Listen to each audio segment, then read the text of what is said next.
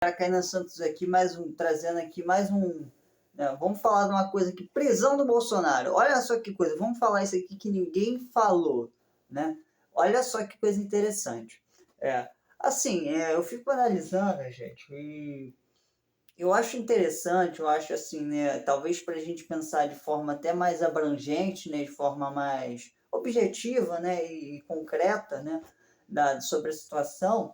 Assim, você vê toda essa alegoria, toda essa, é, digamos assim, popularidade, né? E toda essa discussão, essa fanfarra social, né? Ai, prenderam o Bolsonaro. Ai, ó, eu sinceramente, eu acho isso inaceitável, né? Prender o Bolsonaro, porque não tinha que prender.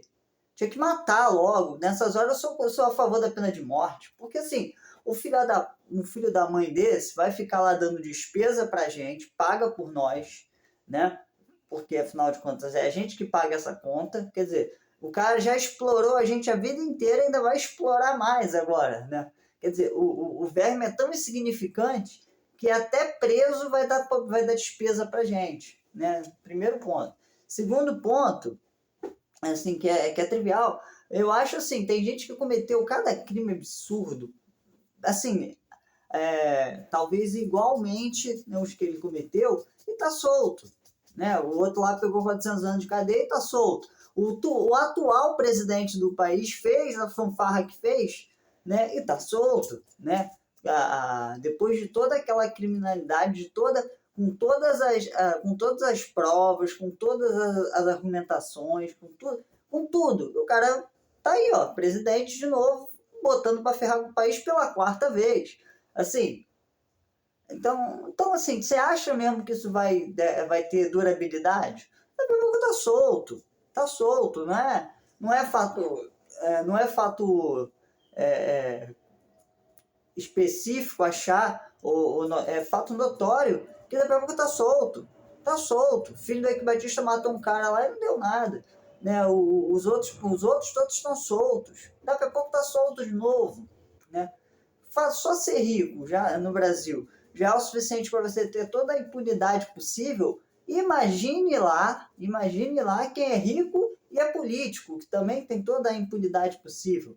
Quer dizer, é inacreditável que se faça todo esse alvoroço acreditando, né, que é considerável uma punição, né, que vai ser uma punição fidedigna, justa, diferentemente de um cara que às vezes nem tem um monte de gente que está presa inocentemente, estatisticamente tem muita gente presa inocentemente e que não é solto e nunca vai ser. Tem gente que cometeu crimes, né, crimes brandos, sabe? O cara às vezes, roubou um negócio ali para coisas bobas, assim, crimes que nem deveriam ser considerados crimes, às vezes, e estão presos lá, pegando cadeias horríveis, e gente que mata, que rouba, que assassina, que já foi preso 10 vezes e vai lá e a polícia prende e os caras soltam.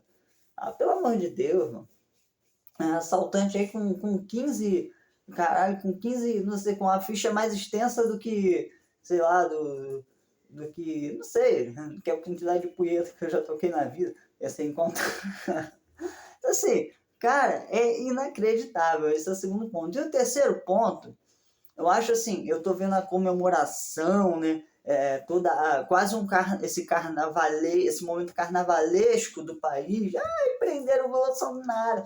Meus amigos, a vergonha é tão grande que a gente não deveria nem ter eleito um corno desse. Então, um país onde a gente novamente, depois de Lula, depois de Temer, Dilma e toda essa corja, né? Depois de toda essa, digamos assim, é quase essa inescrupulosidade toda, depois de tudo isso, sabe, de toda essa desgraça, né, histórica, a gente não deveria nem estar comemorando, porque esse cara não deveria nem ter sido eleito, porque se ele não fosse eleito, ele teria cometido os crimes. Esse cara não deveria nem ser político. Então, se a gente, só o fato de ter um político desse, de ter um histórico político que a gente tem no Brasil, e depois querer comemorar isso, é uma vergonha que, por si só, já seria inaceitável. Ai, prendemos. Não era nem para ter eleito. Não era nem para ter eleito. Agora, uma população que elege um crápula desse e sabendo que eventualmente vai ser solto, sabe? E que tem muita gente que não deveria estar presa, está. Só isso tudo já é o suficientemente, sabe, para a gente ter vergonha, assim, mas uma vergonha, assim, inquantificável da nossa imensa ignorância. Já começa por aí. E em último caso também, é importante ressaltar tudo isso, além de tudo isso aqui que eu acabei de falar, outra coisa, né? Outra coisa.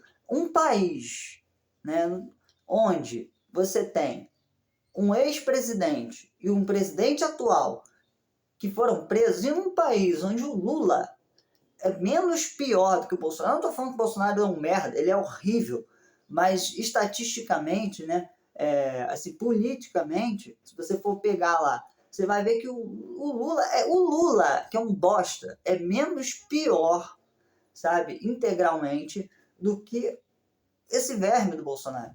Quer dizer, um país onde o Bolsonaro é o menos pior de todos que nós temos, porque ele é só um retardado, é só um fantoche, é só um boneco, sabe? É só uma alegoria, né, representativa de um grupo socioeconômico que tem uma pequena representatividade para poder ali abocanhar, para poder ali, né, trazer um determinado público, um núcleo da sociedade, para ter integralidade e participação dentro do sistema político e econômico, e essas pessoas estarem ali na mão, né, do sistema político, do sistema econômico, só para ter essa manipulação, e também, de forma lógica, outro elemento também, aqui um quinto elemento, que é também essa máscara de fumaça que acontece o tempo todo. Quer dizer, um monte de falcatruas assim, terríveis acontecendo no Brasil. Tem um desfalque do INSS, tem uma série de outros crimes assim, absurdos que